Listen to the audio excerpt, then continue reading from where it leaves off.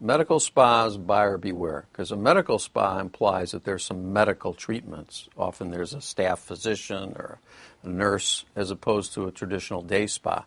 And so, yes, there are procedures that are offered. The question is whether that's the best environment for that.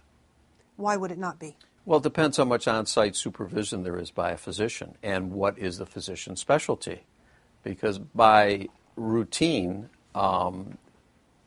typically there is a dermatologist or a cosmetic surgeon available and sometimes on-site. But for some spas, the so-called medical director could be a pediatrician, could be a heart surgeon, participating in a business enterprise. You need to know that you have to have a license to be a medical director, but the question is, what specialty is that licensed doctor carry?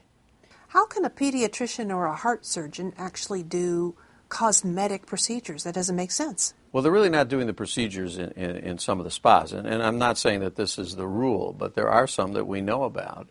They don't do them. They're really done by often very experienced and sophisticated nurse practitioners who specialize in that type of work. But there are some medical issues that can come up, particularly suitability. Should one have such and such a procedure, a given skin peel, or the injections? Because not everyone is a candidate for these things. It's not like shopping at a supermarket where you just take something off a shelf. There has to be some consideration for the right substance, the right treatment, and for the right skin in the right type of person with respect to their health. So that's where the system breaks down if, in fact, the supervising doctor hasn't been raised in the world of cosmetic surgery.